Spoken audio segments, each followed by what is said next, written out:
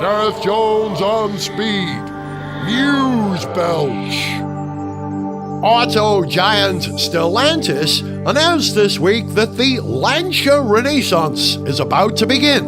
Lancia chief Luca Napolitano says that the Italian brand with a rich heritage will soon be competing in the prestige market, with the first new car being launched as soon as 2024, followed by a string of models including the esteemed Lancia Delta. No doubt this will also be followed 4 years later by a huge swathe of warranty claims for body rust.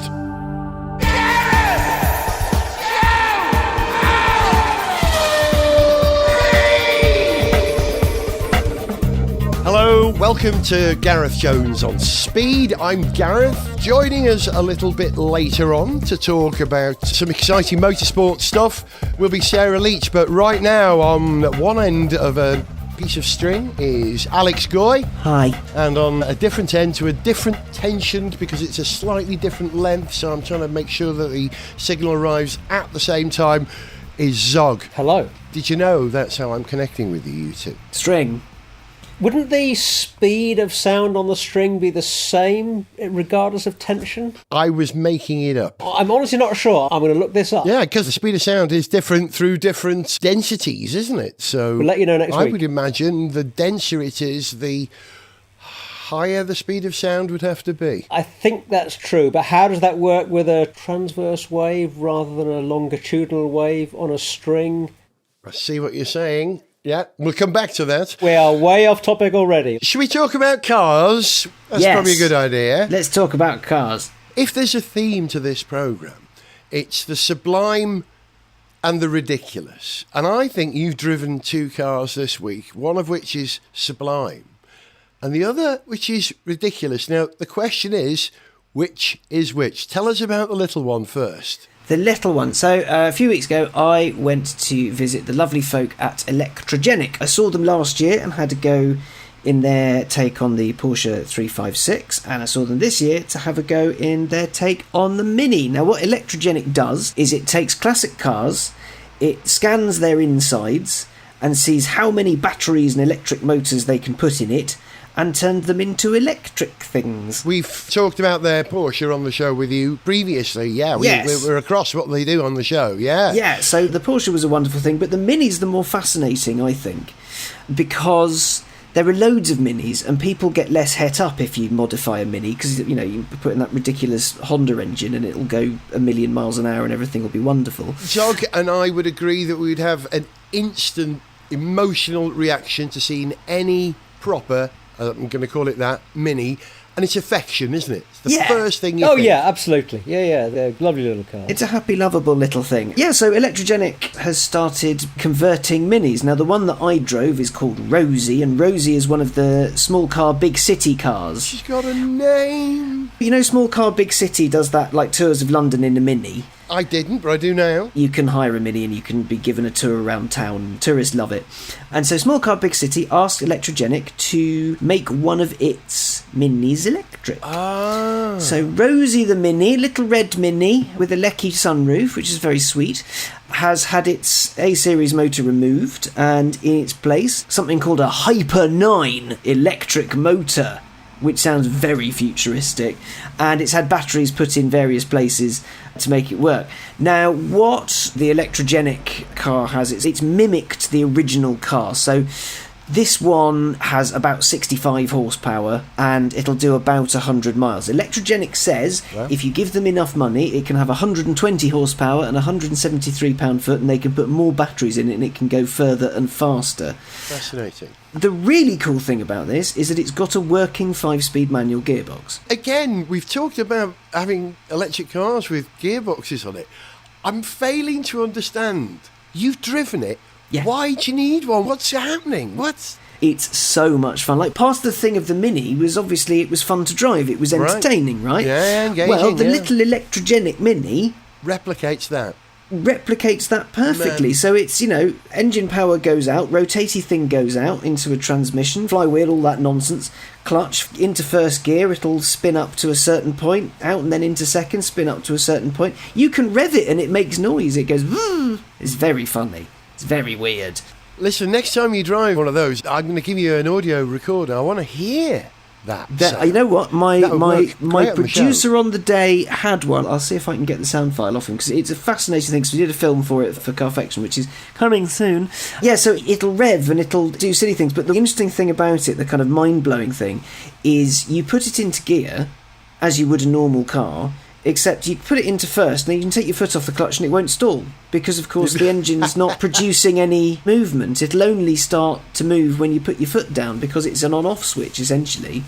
So, your reaction to this? Very positive. I mean, this is a great way of keeping beloved old classics on the road in cities where, for all kinds of reasons, we don't want to and find it harder to keep old petrol-burning vehicles going. Yeah. Yep.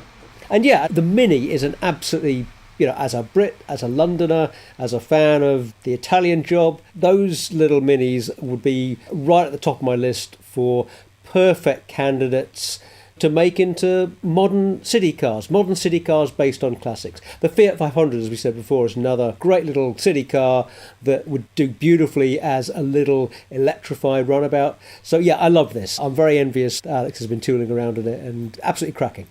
The interesting thing, I think, Alex, is... Yes. What I didn't realise is that this isn't just a kind of a one-off for an experiment. This is... What's the name of the company who do the tours in the Minis? Small Car, Big City.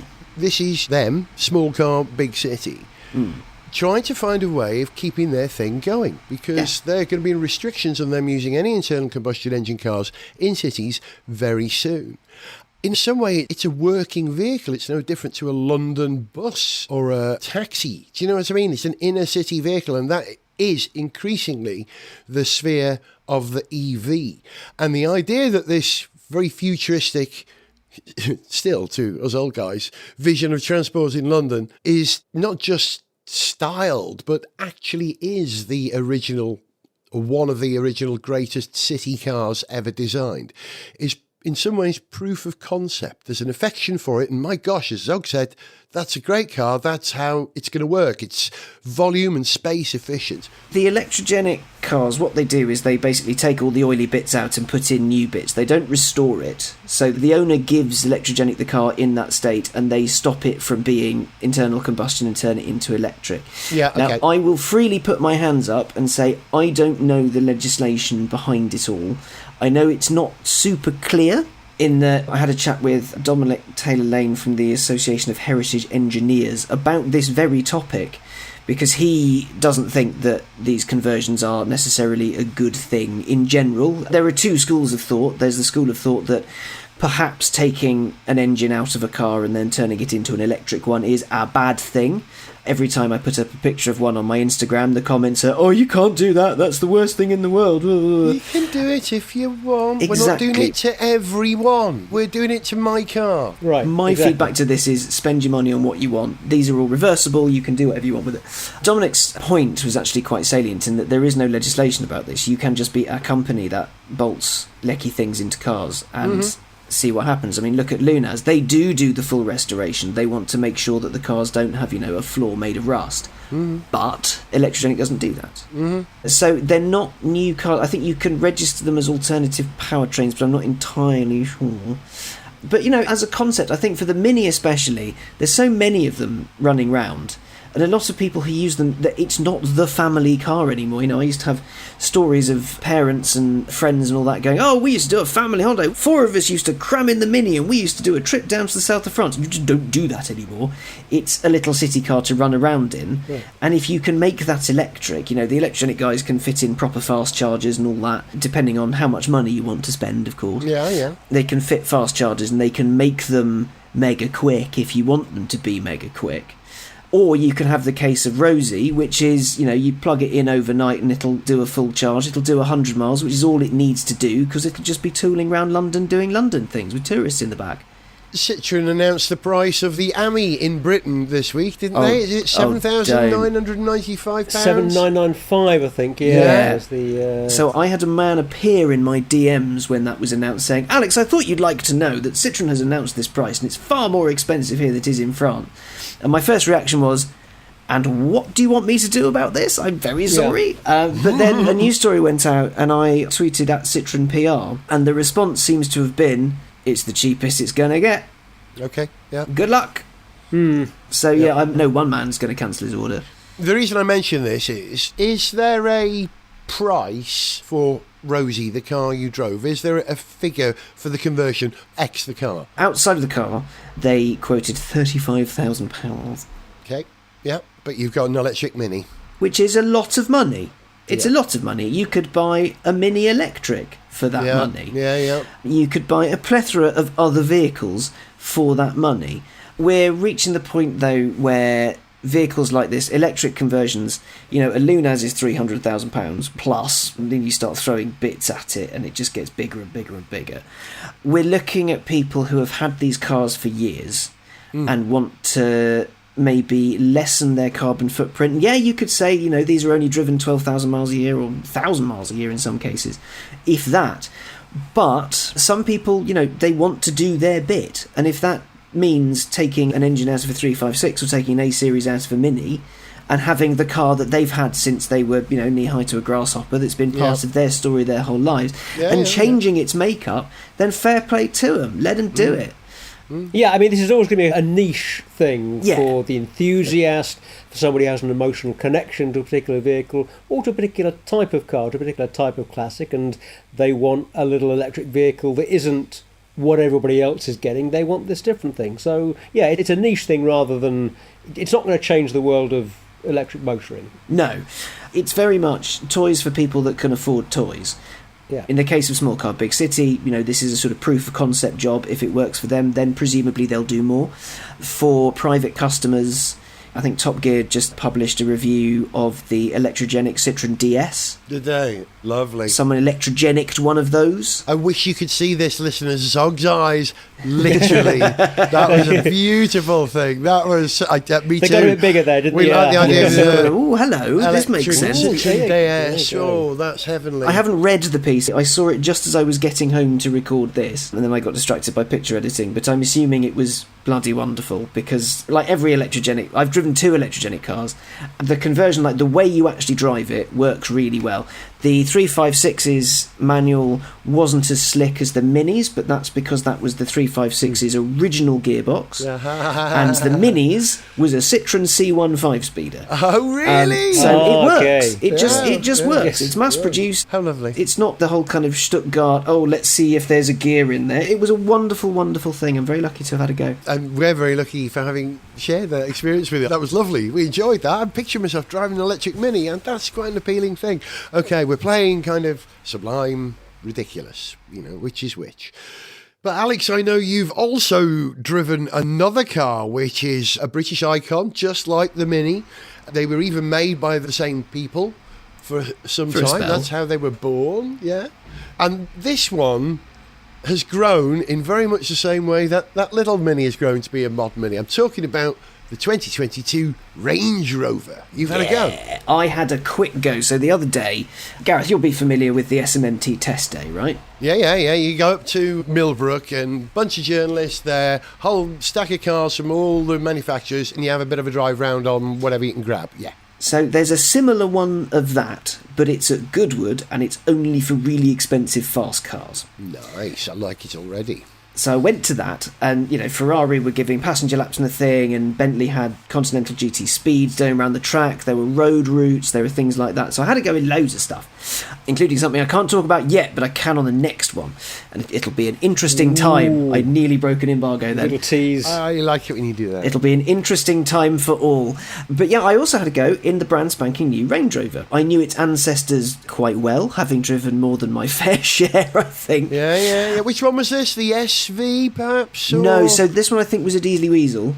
And it's short wheelbase, not a long wheelbase? The Range Rover, it's just vast. Yeah. Absolutely massive. It's just within sort of the legal limits to not be a bus. Yeah, I'm sure. The thing is, I was driving it around very little narrow roads in Chichester. If we were still in the EU, I think it would be classed as a ferry, wouldn't it? An ocean-going car ferry. It is enormous. Oh, yeah. It was massive.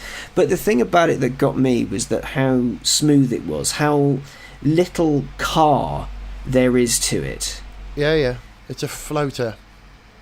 we're entering this sort of realm of, I want a vehicle that will propel me from A to B, but I don't want to feel like I've been driving a vehicle. I just want to be comfortable. You know, I'm not saying it's a car for people that don't like cars, but it's a car for people that don't necessarily care about the driving bit, but like the comfort bit. Yeah, you want to be in your environment, sir. Come into here. Everything's okay, sir. Look, we've got ceramics on the interior now. Wood that hasn't been varnished. You'll feel relaxed here. Yeah. Would you like a bottle of fizz from the fridge in between the two rear seats, if you want to choose that option? That's really what Range Rover's all about. It's luxury now, isn't it? Yeah. Luxury and lifestyle. Yeah. Every surface was beautiful. Every aspect of it was just stunning. Like, if that was someone's living room, you'd be like, wow, this is good. You live in a nice house. You live in a very, very nice house, because there wasn't a blemish on anything. Just thinking my front room is probably like the original Fiat Panda. Remember, with the deck chair seats, you know. I've been in your living room. It's not like that.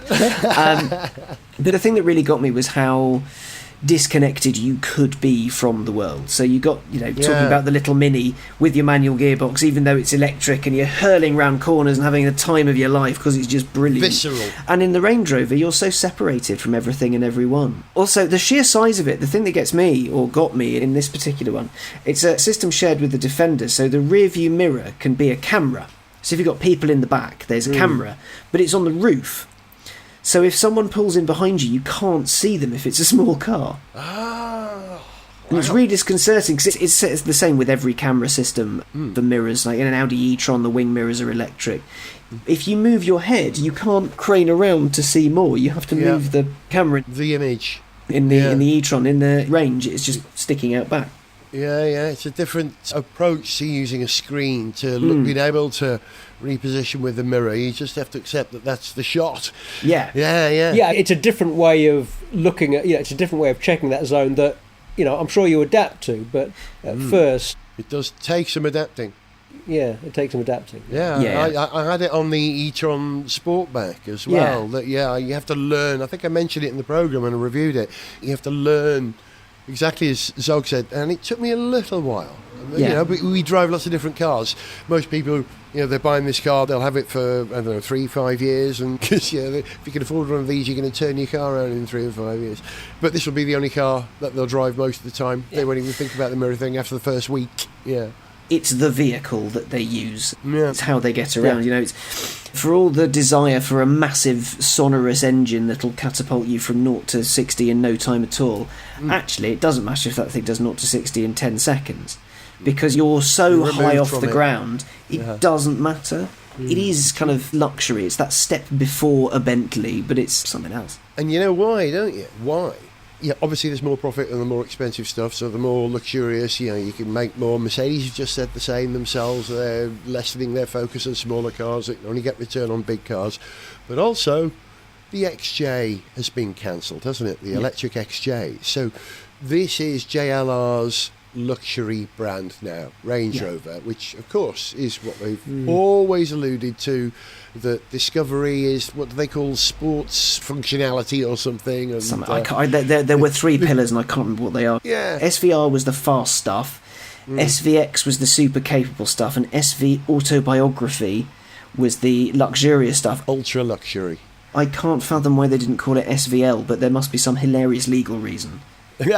So, have you studied the shape of the thing? Have you had a good look at all at the new Range Rover? Not a super close look. I honestly haven't seen a big SUV that I've liked the look of for quite a long time. It's not a class of vehicle that I'm really very interested in and really have a lot of affection for generally. That said, Range Rovers generally, with the Evoque, when they went for that new kind of... You were a big fan of that, weren't you, the Evoque? I wouldn't say I was a big fan, but I liked it about as much as I was ever going to. I thought they did a really good job of coming up with a clean, modern, elegant look for that was also in the family style. I'd say that the 22 Range Rover is more Nordic, Scandinavian than British now. It's like a Volvo. It's very minimalist, to the point of being barely there. It's quite boxy. Yeah, they're quite boxy, but good. Boxy, but good. Even though it's something so big and so imposing, when you actually look at it, the details are so pared back but so smoothed off as well. The inside, there's loads of space. You could comfortably live in it. I'm pretty sure someone will try at some point. Home on the Range Rover. Yeah, home in the Range. Yeah. It's a problem I had with now current Range and the upcoming Range Rover Sport, in that I took one look at them and went, oh, that's cool. But I can't remember anything about them. I've got face blindness for them. I know that they're good looking. I know that they're like pretty things and they are objects of desire. But if I close my eyes, I can't really picture much better. I can sort of do the rear lights of the new Range Rover, sort of VU cut thing.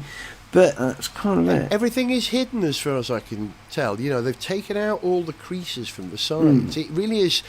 It's smoother. An outline, a simplistic drawing of a Range Rover, and all the detail have been removed because stuff like the indicators are invisible until they illuminate. They appear within this line now, don't they?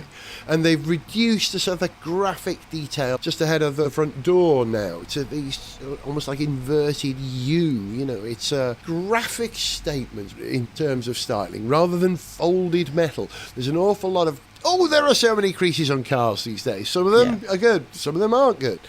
But this has eschewed that entirely. It's like a bar of soap. Do me a shape of a Range Rover and a bar of soap. I don't know why I'm doing a Northern Irish accent, but I am now. Oh, there it is. It's quite a confident design, you know, like I say, rather than being fussy and being messed up by unnecessary detail and unnecessary creases. Yeah, it's simple, clean, elegant in as much as these things can be, but like you say, Alex, it's hardly memorable. No, it's a big box that's got presence, and it's also not terribly surprising. Like I say, it's a good clean take on that Range Rover look. But it's okay. So we have to now decide. I think we're going to vote on this. I think, which would you say, Alex, was Sublime and which was ridiculous? Explain your answer.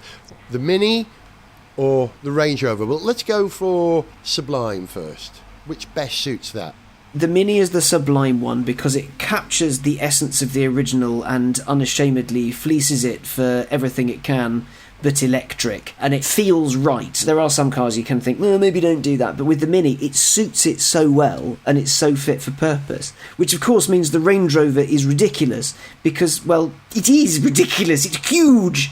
And it has all the systems and all the electrics, and it's like driving a cloud, except you don't really feel like you're driving, you just sort of float along. It's lovely, but it's ridiculous. Okay, so we got the first Sublime for the Mini. Zog, briefly, which one are you going to give Sublime to, the Mini or the Range Rover? Give us your explanation. The Mini, because, well, I think I've made my feelings about small city cars, electrification and SUVs pretty clear in the past. So Mini every time. But that said, you know, I'm just going to say here that a complete binary, Sublime, ridiculous thing, you know, is going to be unfair to both of these vehicles, because I know that if I had that Mini, I'd find some ridiculous stuff about it. And if I had that Range Rover, I also know I'd find plenty of the Sublime in it. You know what a bare-handed, fair-minded chap I am, so there we go. Hey, the truth, they say, is often in between, isn't it? It's in the shades of grey, yeah. So we'll have to come up with a non-binary form of graduating it now. Subliculous. That'll do. Nice. I like it.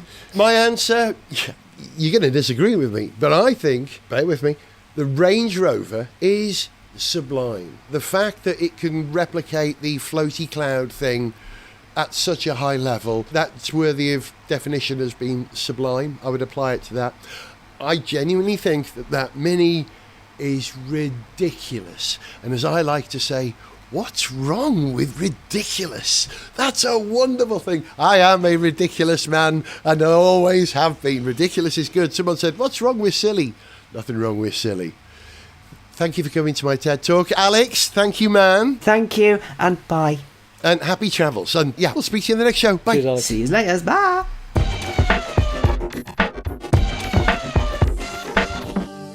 Gareth Jones on speed.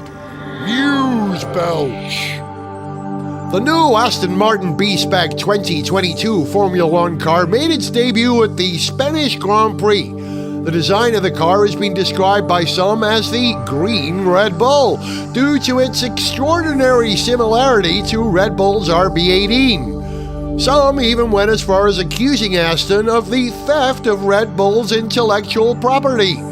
Despite the upgrade, Aston Martin were unable to show any marked increase in track performance, with yet another pointless weekend for Lance Stroll and Sebastian Vettel. Perhaps they should have stolen Sergio Perez and Max Verstappen instead. Gareth Jones on speed! I don't know if you've noticed, but I've got a slightly husky voice because I had quite a busy weekend up in Wales hosting a charity event, which was a 10-mile hike along a beach, so there was a lot of talking and I talked the whole time. Also hosted an event, a very loud event on the Friday night, and then again on the Saturday night, so my voice is a little bruised, sorry about that. But to compensate for that, we have the gentle, dulcet Antipodean tones of Sarah Leach. How are you?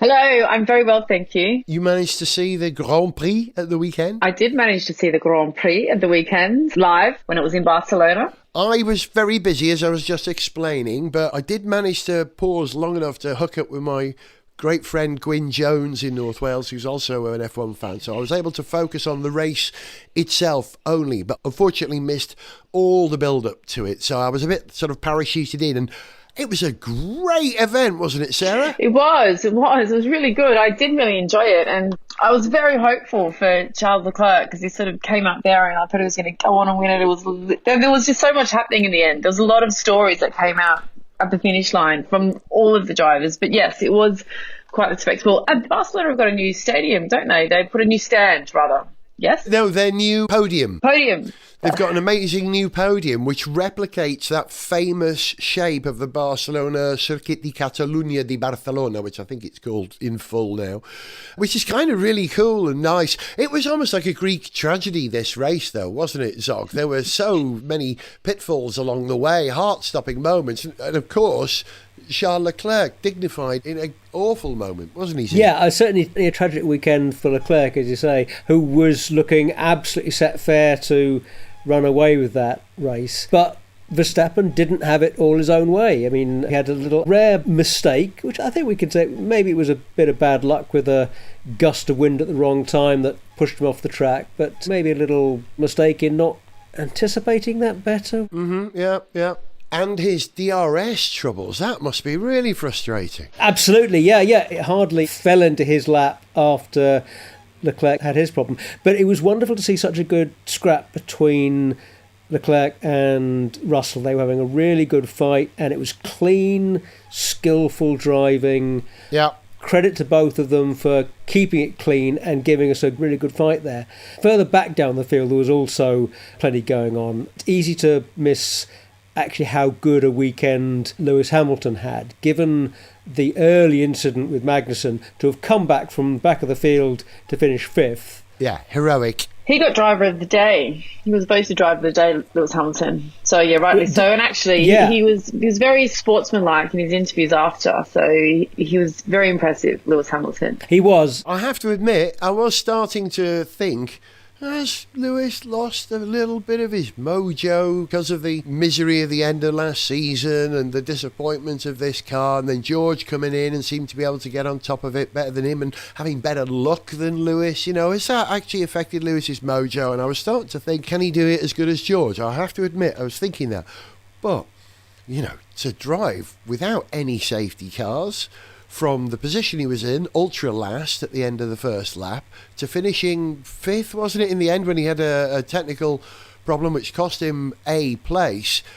That was as heroic a drive as I've ever witnessed by Lewis Hamilton, and it's lovely to see that again. Yeah, great recovery. And, you know, like you, I've been wondering, given just how well George Russell has been doing, how long Hamilton might carry on for. In so many sessions this year, Russell has been quicker than Lewis, and that's not something we're used to. It's incredibly rare.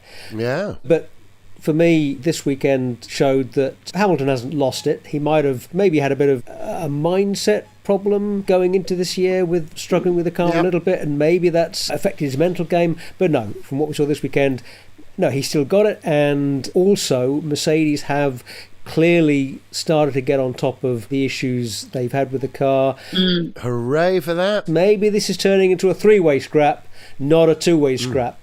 But at the sharp end, the Leclerc Verstappen battle got that little bit closer and that little bit harder this weekend. This season, I think, is really going to deliver. This is going to be a good season. I want to take this conversation somewhere else in a moment, but before we do that, Sarah, we always have an eye for our favourite Anglo-Australian team, or Anglo-Antipodean team, to be more accurate. McLaren, Danny Rick and Lando Norris, their story was heartbreaking too. Yeah, Lando Norris, he had hay fever over the weekend, but then it wasn't hay fever. They couldn't quite work out what it was. They said he got tested multiple times for the coronavirus. Maybe it's the new monkey virus or whatever it is that's going around at the moment. Oh no, monkeypox! Oh no! I don't know. Could you imagine? He was poorly anyway. Yeah, he was, but he did very well. And then I think Daniel Rick, what was his issue? Because Lando Norris ended up overtaking him and finishing ahead of Daniel, which I think Daniel wouldn't have been too pleased about, given Lando was actually physically unwell. I saw Zach Brown being interviewed. Incidentally, it was diagnosed as tonsillitis, I believe, after the event. We now know he's got tonsillitis. Oh, that's it. Okay.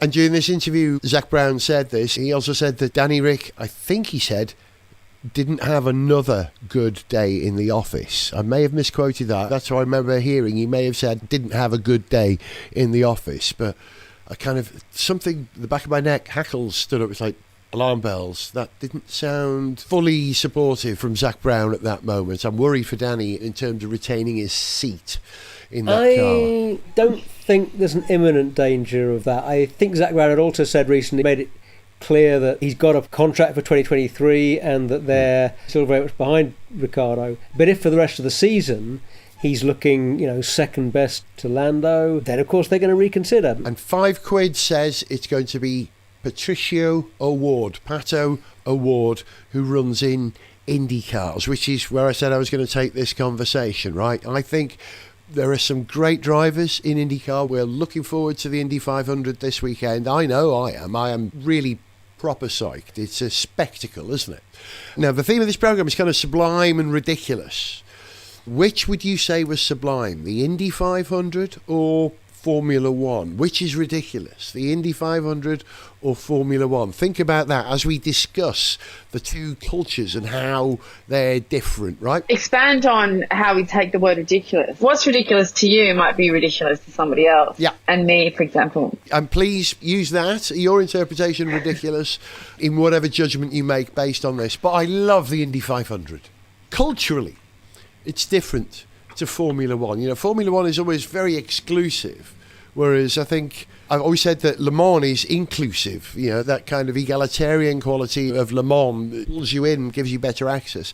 But in America, motorsport is much more of almost like a blue-collar sport, if I can call it that. And their pinnacle of that is IndyCar. But again, IndyCar is heroic in a you can do this too, buddy kind of way. Whereas in Formula One, we revere our drivers like gods. So there's a culture of in America, you'll get teams sponsored by the US Army. I don't know if the Royal Navy ever sponsored a car in F1. Yeah, well, but I think that has something to do with broader cultural differences. American cultural rather than... I don't think that says anything about the difference between the sports. That says something about the difference between American culture and British culture, or American culture and European culture. There's an argument that says that Formula One is the pinnacle of motorsport technology.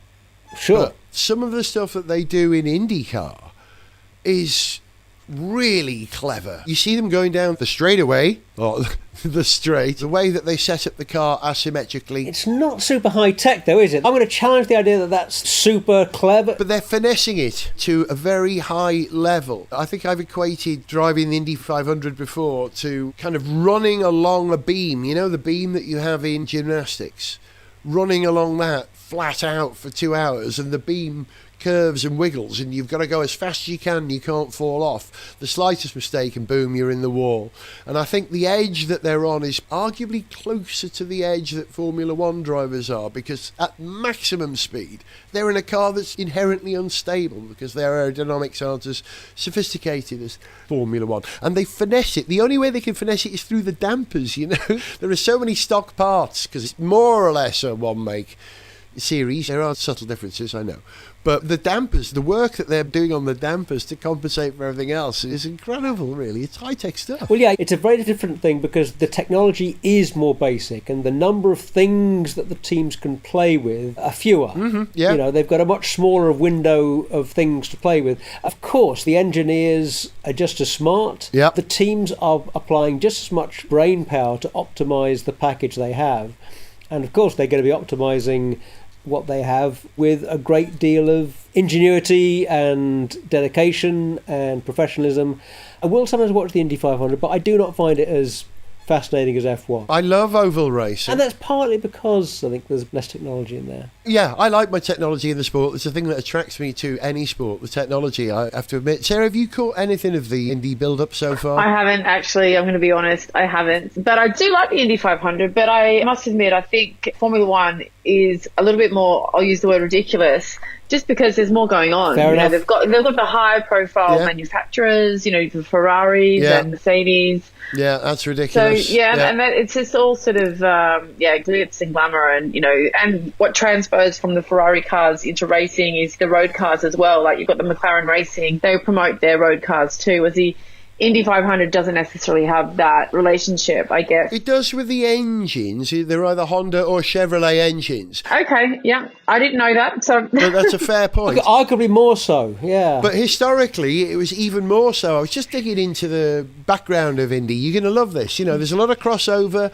Lots of people in Formula One went to IndyCar. Jim Many Clark. drivers from IndyCar have come over to Graham Hill. Formula One. Yeah, Mario Andretti, Emerson Fittipaldi, Takuma Sato, Alexander Rossi, Ericsson, Montoya, Rochon currently, Zanardi famously and tragically, Villeneuve, of course. Graham Hill, absolutely. Yeah. Justin Wilson, another glorious Brit, sadly someone who we lost. Yeah. Along with Dan Weldon, of course. The car that the driver's currently driving is named after him. It's the DW12, picking up on something that Ligier once did, a similar thing. They changed the naming convention of their cars when Joe Schlescher died. So since then, all Ligiers were given the number JS.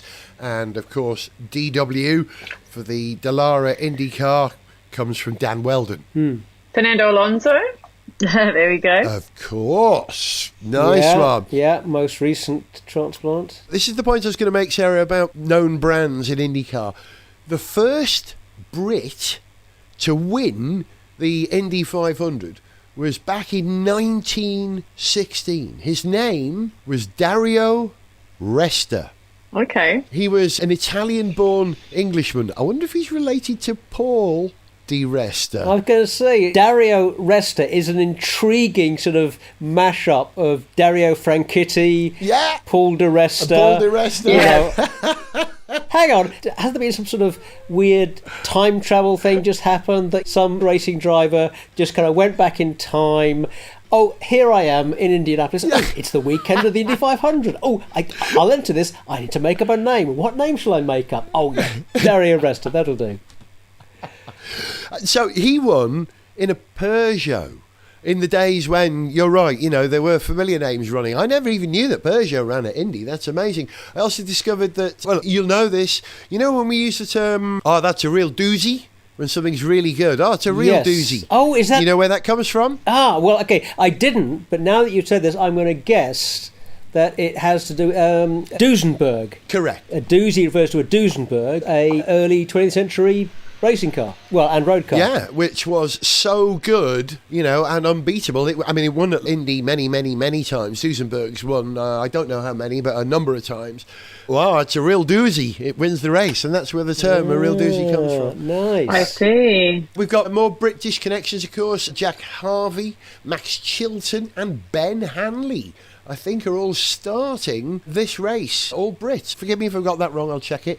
First Brit to win the series, but he never actually won at Indy 500. Who am I talking about? A Briton, 90s, moustache. Mansell. Correct. Nigel Mansell, who heroically won the Indy series by kart, was it called then? At his first attempt. When he was still Formula One champion, I think. wasn't he? Yes, Wasn't that's he? right. He was Absolutely actually right. still- Yeah. He actually held both titles at the same time. Unique. You mentioned Jim Clark, Graham Hill. So in total, it's been won 8 times by 5 British drivers. Dario Franchitti got 3, Weldon got 2, Hill and Clark and Resta each got 1 each. And of course, Fantastic. Mark Blundell used to race in Champ Cars. You know, it's all part of the same family franchise. There was bifurcation, then they reunited. We went to a race at an oval. Do you remember, Zog? Yeah, at Brands Hatch. Nope. Rockingham. We went to a Champ Car race at Brands Hatch, you were correct in that. But we also went to an oval. We went to Rockingham to see them run. We filmed Oh, there. yes, you're right. Yeah, I forgot Paul about that. Tracy was running. I think it was 2001. I got to interview Paul Tracy. Paul, how's the car? What? He had a voice like Mike Tyson. Maybe his race suit was a bit tight. The Brits have got big connections with Indy as well. McLaren, of course, run there. Lotus, very successfully. Lola, for many, many years. Most successful Indy cars were Lolas. March had a presence there. Reynard, Cosworth, of course. Engines until relatively recently. And did you know that the Penske chassis was actually built in Poole in Dorset, not in America at all? So, sorry, I've gone a bit weird down the British-American connection on Indy there. That wasn't my idea. I was just trying to show that the connections between the sport that we know so well, Formula One, and Indy are quite deep. And, of course, it was run as part of the Formula One Championship in the 60s, wasn't it? That's when Graham Hill won, yeah. I'm not quite sure, but it was part of the FIA World Championship, you're right. I'm not quite sure when. You mentioned McLaren, though. Are McLaren running cars in this event? They are, yeah. They've got 3 cars. One of them is Pato O'Ward driving, who I say is going to take Daniel's seat one day because he's exemplary. The second is Felix Rosenquist. And the third one is Juan Pablo Montoya. Ah, well, I know who I am shouting for this weekend then. Definitely Montoya in a McLaren. He's starting No 30th, question. which is way down there, unfortunately. Well, I have every faith in Juan Pablo. He can do it. Yeah, I'd like to see Award get this one. I'm not sure he can. There are too many variables, but it's very, very, very exciting. It really is. In the question, which is sublime, which is ridiculous? Sarah, I think you think Formula One is ridiculous. Therefore, the Indy 500 must be sublime. I'm going to have to interpret what you said. Is that right? Okay, yeah, well, I mean, I think if I knew a little bit more, or if I was more across Indy 500, I'd probably be able to have a bit more of a distinctive opinion. But yeah, let's go with that. Yeah. Okay. Zog, which? Easy. They're both 100% ridiculous and 100% sublime. I mean, come on, that's, There you go. Yeah, I think I'm with you, Sarah. I think Formula One is ridiculous. It's the Apollo space program of technology and motorsport, and I love that. And I do think that Indy 500 is sublime. I think the car control those guys have and the finessing with the limited engineering to gain an advantage, that's equally sublime. Agreed. You've been listening to Gareth Jones on Speed. Zog, I'm glad you agree. Thank you very much indeed. Sarah, thank you. Thank you. Enjoy the Indy 500. I will too. Seriously, I'll catch you on the flip side, dude, or whatever it is they say. They don't say that, do they? No. Yeah, we do. catch you on the flippity flip. Yeah, on the flippity flip. Yeah, I'll be down in, what do they call it? Gasoline Alley and pulling up into Pit Row. Yeah, That's pit it. road, not pit lane, pit Yeah. road. Pit road. Pit road. That's the one of the very important differences between American and UK motorsport. Pit lane, pit road. I'm going to go and drink the milk. Say goodbye, everyone. Goodbye, everyone. Bye. For information on how to contact the show, see pictures, get song lyrics, follow us on Twitter, find our Facebook fan page, or to sponsor the show, go to garethjones.tv. Gareth Jones on Speed is made in London by Whiz Bang. Gareth Jones on Speed!